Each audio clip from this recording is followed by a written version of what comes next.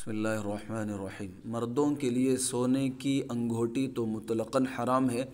البتہ چاندی کی انگوٹھی اس شرط کے ساتھ جائز ہے کہ وہ 4 ماشا سے زائد نہ ہو۔ البتہ نگینہ کی اجازت ہے کہ وہ کسی بھی دھات یا پتھر کا ہو، اگرچہ کتنا ہی قیمتی کیوں نہ ہو۔ اس میں بھی قاضی، مفتی وغیرہ کے لیے جن کو سیل وغیرہ کی ضرورت پڑتی ہے ان کے لیے سنت ہے، البتہ زینت کی نیت سے پہننا مناسب نہیں اور غیر اولیٰ ہے۔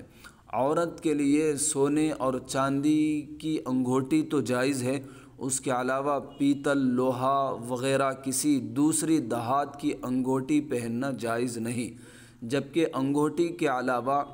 زیور کسی بھی دھات کے عورت کے لیے پہننا جائز ہے۔ انگوٹھی دونوں ہاتھوں میں پہننا جائز ہے، کسی ایک ہاتھ کے ساتھ خاص نہیں، کیونکہ حضرت پاک صلی اللہ علیہ وسلم دائیں ہاتھ کی چھوٹی انگلی اور کبھی بائیں ہاتھ کی چھوٹی انگلی میں پہنتے تھے۔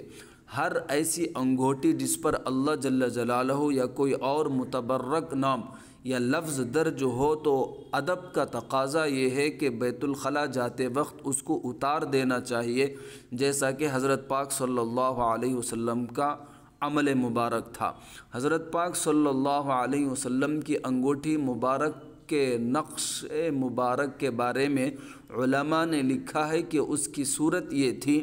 کہ اللہ، رسول محمد یعنی اللہ پاک کا نام اوپر تھا اور مہر گول تھی اور نیچے سے پڑھی جاتی تھی، مگر محققین کی رائے یہ ہے کہ کسی حدیث سے یہ ثابت نہیں ہوتا، بلکہ ظاہر الفاظ سے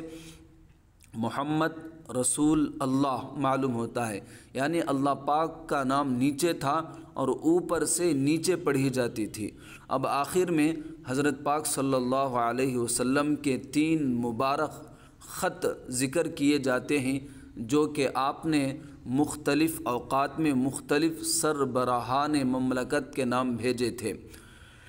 کسریٰ شاہ فارس کے نام حضرت عبداللہ بن حذافہ سہمی رضی اللہ عنہ کے ہاتھ خط بھیجا۔ کسریٰ بدبخت نے خط کو ٹکڑے ٹکڑے کر دیا تو حضرت پاک صلی اللہ علیہ وسلم نے بددعا فرمائی کہ حق تعالی شانہ اس کے ملک کے ٹکڑے ٹکڑے کر دے، چنانچہ ایسا ہی ہوا۔ اس کے بیٹے شیرویہ نے اسے بری طرح قتل کیا۔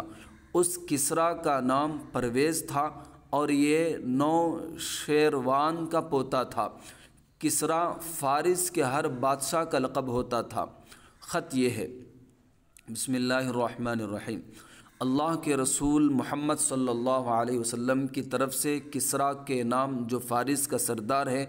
سلامتی اس شخص کے لیے ہے جو ہدایت اختیار کرے اور اللہ اور اس کے رسول پر ایمان لائے اور اس بات کا اقرار کرے کہ اللہ وحدہ لا شریک کے سوا کوئی معبود نہیں اور محمد صلی اللہ علیہ وسلم اللہ کے بندے اور رسول ہیں۔ میں تجھ کو اللہ کے کلمے کی طرف دعوت دیتا ہوں، اس لیے کہ میں اللہ کا وہ رسول ہوں جو تمام جہان کی طرف اس لیے بھیجا گیا ہوں کہ ان لوگوں کو ڈراؤں جن کے دل زندہ ہیں، یعنی ان میں کچھ عقل ہے، تاکہ اللہ کی حجت کافروں پر پوری ہو جائے اور قیامت کے دن ان کو یہ عذر نہ ہو کہ ہم کو علم نہ تھا۔ تو اسلام قبول کر لے تاکہ تو خود بھی سلامت رہے، ورنہ تیرے ماننے والے مجوسیوں، آگ پرستوں کا وبال بھی تجھ پر ہوگا، کیونکہ وہ تیرے اقتدار میں گمراہ ہو رہے ہیں۔